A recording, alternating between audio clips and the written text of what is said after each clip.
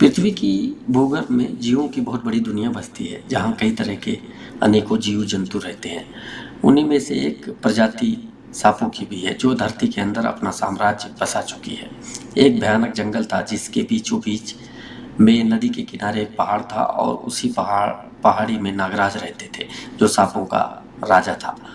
उनके पास अपार शक्तियाँ थी, लेकिन वह पृथ्वी की रक्षा करने के लिए उत्तरदायी थे। नागराज की बहुत विशाल सर्प सेना थी, जो उनके इशारे पर कोहराम मचा सकती थी। जंगल में सभी जीवों का राजा तो वैसे तो शेर को ही माना जाता है, लेकिन इस जंगल का राजा नागराज था, जिसने पूरे जंगल में अपना वर्चस्व बना लिया था। एक बार कुछ लोग परिवार के साथ जंगल में भटक कर पहुंच जाते हैं। परिवार में 2 पुरुष, 2 बच्चे, 2 महिलाएं और एक छोटा बेटा भी था। काफ़ी देर तक वह जंगल से बाहर निकलने का रास्ता ढूंढते रहे, लेकिन इतने घने जंगल में सूरज की किरणें भी नहीं पहुंच सकती थी, तो उनको रोशनी कहाँ से दिखाई देती और रास्ता। दोनों पुरुषों में से एक का नाम राजू था, दूसरे का विनोद था। विनोद राजू का बड़ा भाई था। वह सीधा साधा नहीं था, इसलिए जंगल के अंदर सबसे ज़्यादा घबरा रहा था। परिवार के सभी सदस्य विनोद को समझाते हैं और दिलासा देते हुए कहते हैं कि आप चिंता मत करो, हम कुछ ना कुछ रास्ता निकाल लेंगे। राजू थोड़ा हिम्मती था, वह सभी को लेकर आगे बढ़ने लगा। बच्चे छोटे होते हैं, इसीलिए उन्हें गोद में भी लेकर चलना पड़ता है, और सबसे छोटा जो बच्चा था, उसकी उम्र थी 5 साल। उसे जंगल में बड़ा मजा आ रहा था। वह ऊंचे ऊंचे पेड़ पौधों को देखकर बहुत खुश हो रहा था।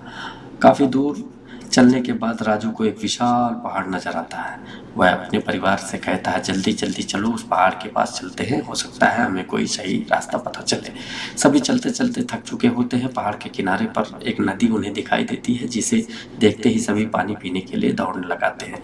नदी के पास पहुंचते ही सभी ने पानी पिया। नदी की धारा सामान्य होती है, इसीलिए उसे पार करना आसान था। विनोद और राजू अपने पूरे परिवार को नदी पार करवा देते हैं, लेकिन अचानक राजू को ध्यान आता है कि हमारा छोटा बच्चा कहाँ गया, और छोटा बच्चा तितलियों के चक्कर में जंगल में कहीं गायब हो गया था।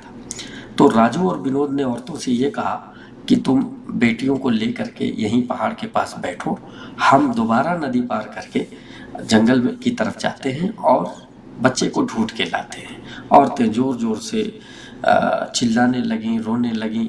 तो इनकी आवाज़ सुन करके नागराज पहाड़ की सुरंगों से अपनी सेना के साथ बाहर आते हैं।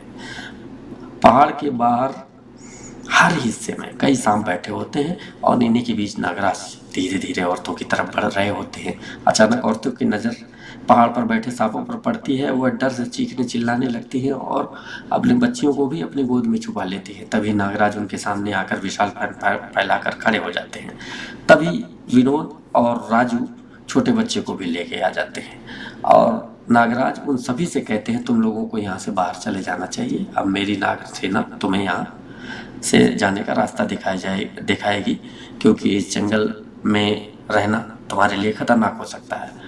राजू और विनोद भी बोलता हुआ सांप देखकर दंग रह गए, लेकिन उन्होंने बच्चों को पा लिया था, इसलिए बड़ा चमत्कार कुछ नहीं हो सकता इससे ज़्यादा उनके लिए। और यही वजह थी नागराज को देवरूप मान लेने की, और उन्होंने अपने परिवार के साथ जंगल में सांपों के पीछे पीछे चलना शुरू कर दिया। कुछ ही दूर उन्हें एक सुरंग दिखाई देती है।